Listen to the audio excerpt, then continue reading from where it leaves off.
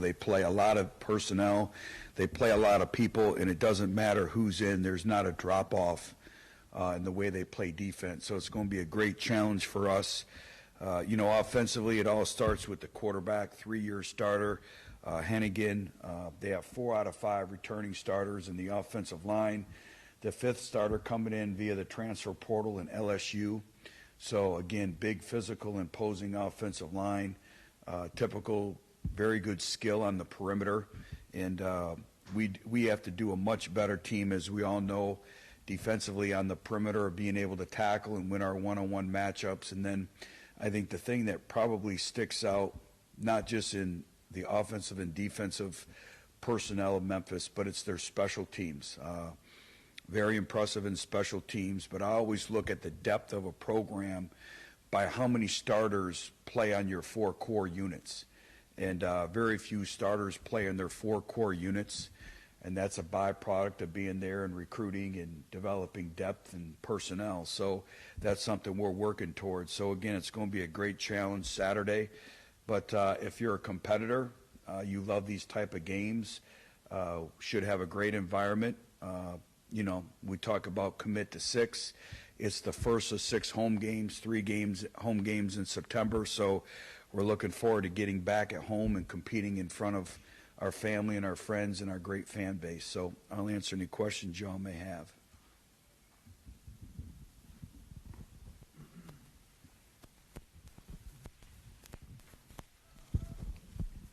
Coach, they say it's never as good as it appears, and it's never as bad as it appears. Yes. Now that you've had a chance to kind of take a look at the film, kind of reevaluate everything, what are your thoughts off that matchup on Saturday? A lot of the same thoughts I had in the post game. Where I was disappointed in is just our overall style of play, our play intangibles that we talk to, our play character. We talk about playing to a standard, and we did not play to that standard. We did not even come close to that standard. Obviously, Oklahoma is a very talented football team. There's a reason why they pay us the money that they pay us to go play there. Okay, so I understand that. But we have to have a mentality that we're going in there to compete and win the football game. And I thought we did, but as soon as some adversity hit, you're down 14 points within the first 4 minutes of the game, and I think our kids didn't respond the way I would like. But the biggest thing I have is when we talk about playing to a standard and a style of play, it's, first up off the pile, it's giving the ball to the official, it's not laying on the ground, it's playing 4 to 6 A to B that we talk about, all those things that you can control. We did not do that up to our standard in our football program. Football comes down to one-on-one matchups, and they won their share of one-on-one matchups. But when you look at it, there are some things to move forward from. And I think the first thing is our kids experienced our expectations and our standard. It was just the other team doing it. And our kids are very prideful. I think it was a wake-up call, and sometimes you need a wake-up call. Unfortunately, that's when it was. But it's my job, it's our job as coaches, it's everyone in the organization to be better for that. On the outside, it looks like catastrophic, which there's a lot of things that were, but how can you grow from this? How can you make this a learning? Again, you rely on your experiences. I spoke about it after the game in 2007 with the championship football team.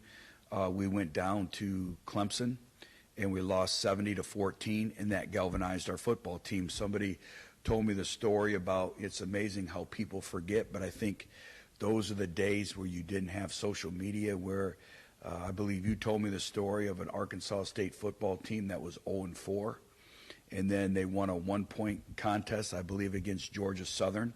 And then all of a sudden everything turned around. And I think when you're still building a program, there's always a defining moment that you look back and you say, that's where it started to turn. The thing that I point towards is our players understood you wear your opponent out 2 ways, psychologically and physically. It's everything we discuss in our program on a day-to-day basis. They were part of that. And so how can you grow? How can you get better from that? And we have to be meticulous in terms of our attention to details. We don't have one all-conference football player yet on this roster according to the polls. That's fine. But we have to play together as a collective unit. We weren't 11 for 11 most of the time, and then we pride ourselves in playing complementary football, and we weren't able to do that. And so we weren't able to possess the ball on offense. We weren't able to get off the field defensively. And then special teams, we gave up a catastrophic punt return for a touchdown. And like I spoke about, the learning process is when you go on the road, you're responsible for creating your own momentum. And then the really good teams never panic when they get down. They still can maintain the momentum. You know, they can handle the ebbs and the flows. I saw a lot of immaturity on that part of it.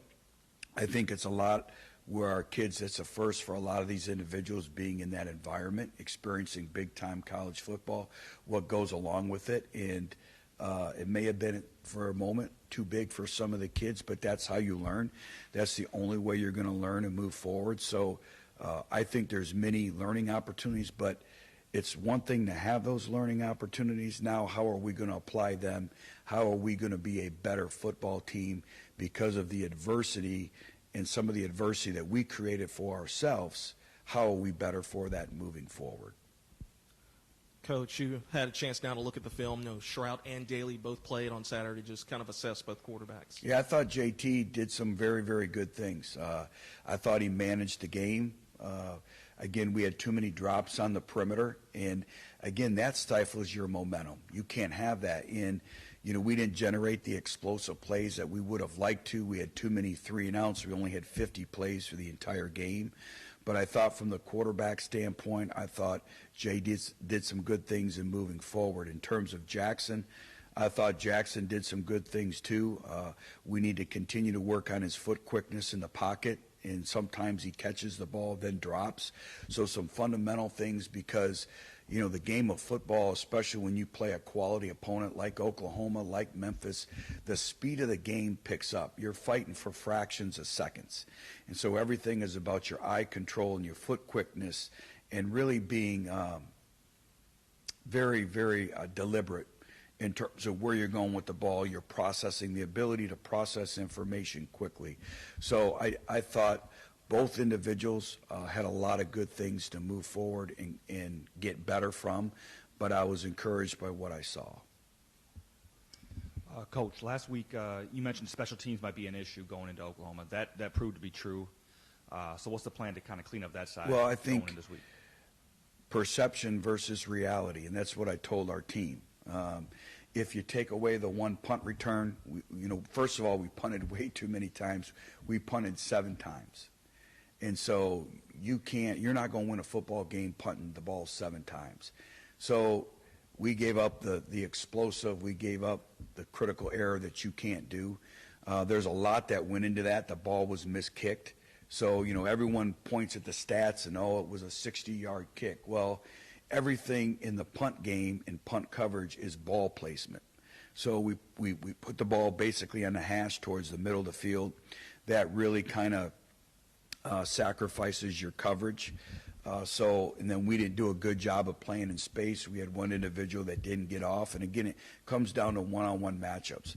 If you take that one punt return away, we actually did a really good job in terms of punt coverage. Kickoff return, we only had, I believe, 2 returns. I think you see the value of having a kicker that can put the ball through the end zone. That limits that. Kickoff, we really didn't have any opportunities at all. Punt return, I believe we only had 1, and we're 1 guy away. Even on the kickoff return, we were 1 guy away from a big play. So I think when you really study the video, we're not that far away. And again, if there is ever an illustration of being 11 for 11 and all 11 individuals working together as one, it's never more evident in the special teams game. But it's like I told our football team this. We still have too many players playing too many snaps. And so, again, we're never going to sacrifice the quality in our special teams game, but we need some individuals to step up. More individuals will have opportunities this week. We're doing a youth development in terms of special teams weekly to try to get some of these freshmen that, are on the cusp or not. They're not quite ready yet to play competitively in a game, but they're getting closer. Where can we get them when we start conference play to have the quality and competitive depth that we need? I mean, that's the thing when you look at, I still have to slow down with myself because obviously I have high expectations for everyone in our program. And then I got to sit back when I sit in that staff room and I look at the roster. I'm like, well, he's older. And then I look and I'm like, no, they're in their second year. And really, if we're an established program, not very many second-year players are starting on offense, defense, and special teams. And so the development, especially in the O-line, it's rare at our level that a player that's in his second year is going to play much. Well, we're having to play a lot of these individuals. We only have 2 recruiting classes, really, if you think about it, last year and this past recruiting class. And our roster is really comprised of those 2 recruiting classes and then the transfers that we've brought in a 2-year period. And a lot of those, the first year were 1 year just so we could field a football team and call ourselves Arkansas State, or we didn't even have enough. So all those, I have to sit back and I have to say, okay, let's take back all the emotion and let's sit back and let's look and let's really evaluate where we're at. And I constantly evaluate where we're at all the time. But again, from a special team standpoint, and to kind of finish your question, we need more individuals to step up and play winning football for us in terms of the special teams and in really offense and defense as well. Like Malik Stryker, he's playing too many snaps. Eddie Smith was the least effective he's ever been on special teams, not because of want. He's playing too many snaps at safety, and then we got him on 3 special teams. So it's the accumulative effect, and it all adds up. And then the style of play and the style of game and the opponent that you're playing with the up-tempo offense and all the things that go into it, it's a cumulative effect. And that adds up over time, and it adds up throughout the course of a game. Coach, you touched on the freshman a little bit. I wanted to ask you about Tennell Bryant, maybe how you see his role even expanding, beyond this, and who else among those freshmen might see an advanced or enhanced role in games coming up. Yeah, I'm really excited about Tennell Bryant. You're speaking about the true freshman out of Moeller High School in Cincinnati. Adds another element, another dynamic to our offense. He's still learning. I think his playing time will continue to increase. But here's a young man that he knows me. He was coached by my former linebacker and tight end coach, who was his head coach in high school. He calls us and he says, this is a Butch Jones guy. He's going to be one of the leaders. He's going to be one of the captains in your football program one day. He's going to come in. He's going to compete every day. He's got great emotional intelligence. Butch, he's what you're looking for. And I always ask this, would you put your name on him? He said, Coach, I wouldn't be calling you if I wouldn't put my name on him. He's your type of kid. Right on the spot, that's all Mark Elder needed to tell me, is we offered him. And Coach Elder's been right on spot with him. Very, very competitive, high character, very high ceiling. So I think he's going to be one of those true freshmen that with playing time, now he put the ball on the ground Saturday, which is inexcusable. He didn't have the ball chinned and high and tight. He had the ball kind of down by his waist. So that's something that we talk about every day. But I think he's going to continue to grow and get better. I think Jameel Williams is a linebacker that I think as it goes, I'm really excited about him and his growth and development. Really, the entire freshman class. Cedric Hawkins got a few carries in that game. That'll help. Deandra Burns is another freshman that I think when it's all said and done is really going to help us out. Takari Lipscomb at wide receiver is another individual who it's only a matter of time until he starts playing more.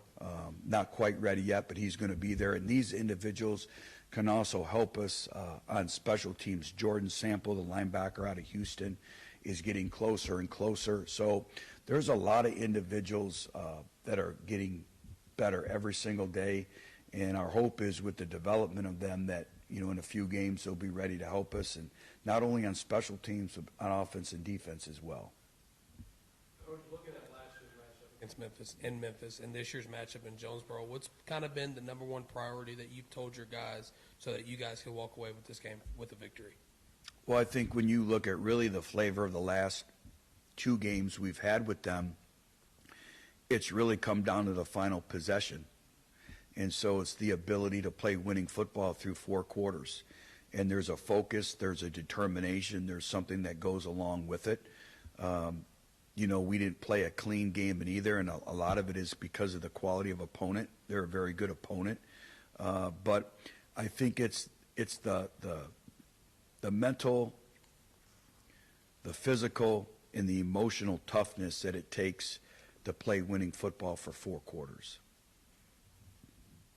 So, Coach, one of the things that stood out to me about Saturday's game was the speed of Oklahoma's Yes. offense. I mean, you're not going to see a speed like that again this year in all likelihood. So how does that help you prepare for the rest of the season, just knowing that you face the 7 seconds between snaps or something like that? I was talking with a number of coaches, and in my career, that's probably the fastest offense I've been a part of. Jeff Levy their offensive coordinator does a really good job. We went against him when he was at Ole Miss and we were at Alabama. He does a really good job, but I think what separates them is the level of physicality with which they play. They're not a finesse offense. A lot of times you get deemed finesse when you go really fast. I think they can apply pressure through not only playing with up-tempo, but also with a high level of physicality. And I think it gets back to, your non-conference scheduling. How do you want to open? I mean, the way I looked last year, we opened up against Grambling and then went to Ohio State. This year, we opened up against Oklahoma.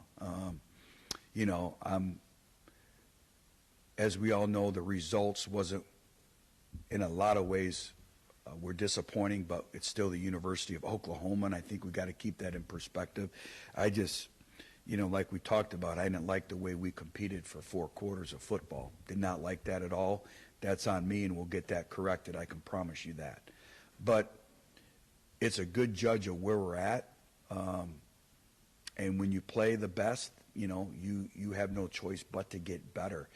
Every coach will tell you the most marked progress in a football team is usually from game 1 to game 2. That's when you make your most progress.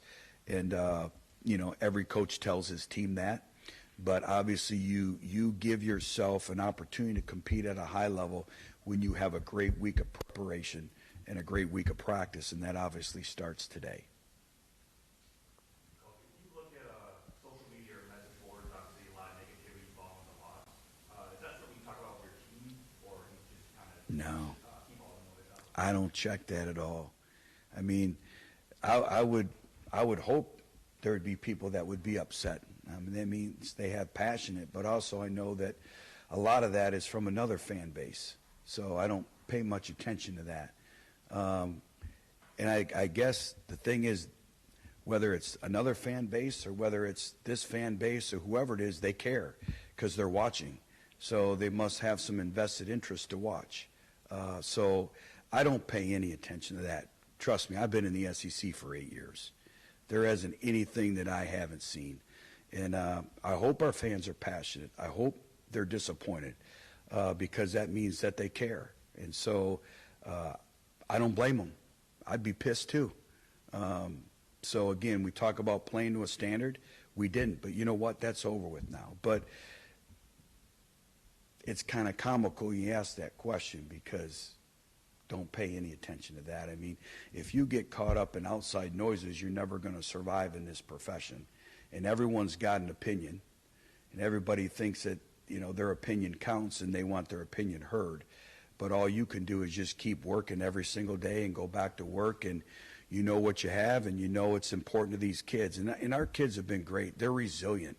And I can tell you this, as much as everybody was upset, and rightfully so, there isn't anybody who was more disappointed than myself and our players. And so to me, that's progress as well. When I got here, there'd be laughing. They wouldn't care. They'd move on. Our kids did a lot of team stuff together after the game. So that leads me to believe that our culture is working, that it's in place, and we just need to keep grinding. I mean, guys, it's the University of Oklahoma, Coach, what did you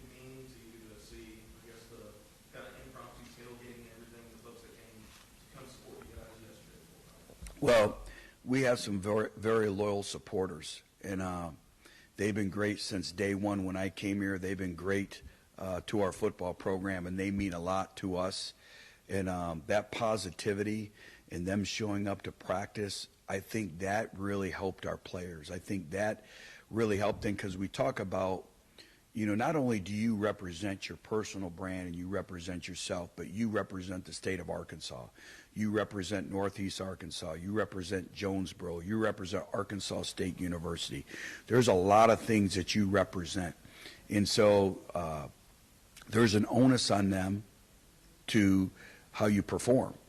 And there's an expectation. So for those individuals to show up, I can't thank them enough. I thought that was great. And, you just look at our radio show, it's basically sold out every Wednesday. And our players love going to it. So, again, I can't thank our fans enough for showing up. That meant a lot. And, the only way you reward them is to give them something that they can be really proud of and play really, really, really hard. Coach, when things like Saturday happen, you look to see how your team is going to respond. Yep. And obviously the true response won't be until Saturday. However, your team did respond when we arrived back in Jonesboro on Saturday night. And I felt like the team also showed some response yesterday at practice. What are your thoughts in what you've Yep. seen thus far? Obviously, still got a full week of practice and still got a game against Memphis. But what do you think here early on, your thoughts on Well, just the response of this team? Getting back even to your question about social media, is there's a lot of natural adversities that a long football season brings about. All you have to do is look at college football already in week one and look at all the things that have gone the opposite of what people thought. So I think it's the programs and the teams that can manage the natural adversities that a long football season brings about are the ones that are going to like where they're at. And in today's world, there's so much clutter and distractions of tugging and opinions and everybody into their phones and everybody thinks that their opinion is worth hearing and all those things that go into it. I get it. But it's the teams that can keep the distractions to a minimal, that they can focus on the task at hand. And usually those are veteran teams. Those are teams that have been through the experience that we had and the adversity that we had Saturday. Because the greatest life lesson is adversity, but if they say it's the greatest, how come nobody wants to experience it? But you're going to experience it at some time. So it's how you respond, but a lot of times how you respond is based on your maturity and your leadership. And what I've seen from this football team is they respond. And we have individuals that are trying to lead right now, but there's also a responsibility of everyone in our football program, every player, to be a good teammate. There's a lot that goes on with that too. So not only the leadership, but being a good teammate. Also, though, holding each other accountable. Usually that's what veteran teams do. It's like I asked some of our older players, I called on, first of all, our younger players, and I asked them, is there anybody on our football team that you emulate? And if you're an older player, be somebody that people emulate, that they want to be like, that you're teaching. And, part of the problem is some of our older players right now, they had nobody growing up in our program early on to emulate. Well, now, hopefully, there's some now mature players that our freshmen have some players to emulate. All that stuff is really important as you grow and build your program. Those are all the dynamics that people don't even think about or realize when it comes to a football program. You have 130 guys on your team. And so much is that, but I do like the way they respond. I'll know a little bit more how we approach this week, but really, it's a long football season. I just gave you the analogy of an Arkansas State football team that started 0-4. Probably the only difference was back then they didn't have the clutter and distractions. I gave you the analogy of the 2007 Central Michigan team, but I think about it, they didn't have the distractions that we have now in this age. So we were able to kind of manage those because we didn't have the distractions back then, just like with the team here. So it takes even that much more fortitude, but it's an early season. And I've always said it is, when you're at this level, your non-conference schedule is everything. It's everything. It sets your morale. It sets the direction of your program. It sets your injury status. Who you play non-conference usually dictates a lot of things in moving forward. So there's a lot of moving parts and pieces. But it's like I told our kids, I believe in them. That's unwavering. I love them. They want to win. Now it's just us as coaches to continue to teach them what it takes. And I was disappointed in myself and our coaching staff. We did uncharacteristic things that should never happen in a game. Jumping off sides a number of times on field goal block. That should never happen. That's inexcusable. We go off a ball movement. That's coaching. That starts with me. That starts with press box communication. All those things that we need to get corrected and moving forward, and we will.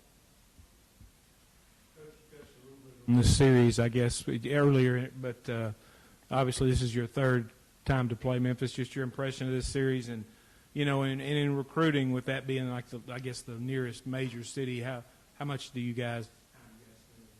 Well, I think a lot of it from a recruiting standpoint is because of our proximity in your recruiting area, and we're very challenged here where we're at, so we have to go 4 to 6 hours. Obviously, the state of Tennessee, Memphis is a very big part of our recruiting footprint, our recruiting profile. But we also have to go in numerous other areas around the country.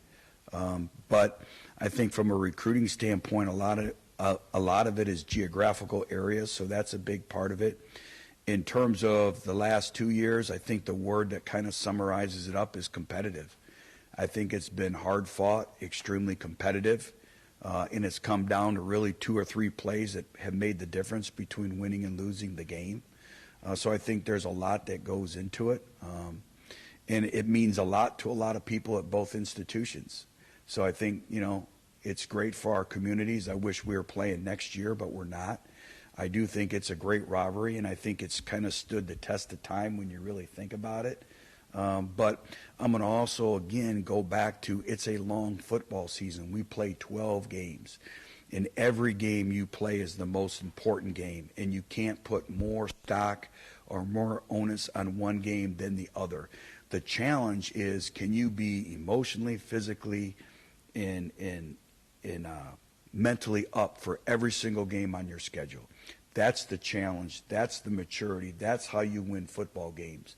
And not getting too high or too low after every game, kind of having that consistency and approach in the way you approach the schedule every single day. And that's a challenge. To me, the biggest issue most teams, and if you hear most coaches talk in their post-game press conferences, you're hearing a word more than you've ever heard before, and it's a word called focus. And I think the teams that can really learn how to focus and live in the moment are going to be the teams that have high success. And a lot of times, we're focusing on the next thing when we haven't finished the thing we're currently doing. And so there's a part of it of that's why we sit up in our meetings. That's why we take notes. That's why we meet the different things. We're trying to teach them focus, because you think about it, if a football game comes down to 3 to 4 plays, sometimes 2 to 3 plays, you never know what play is going to make the difference between winning and losing. So you may be focused for 70 plays, and the 71st play you lose your focus and it costs you the game. There's a lot that goes into that. But focus has to be the key in moving forward with everything we do. All right, everybody good? Thanks, All right, guys.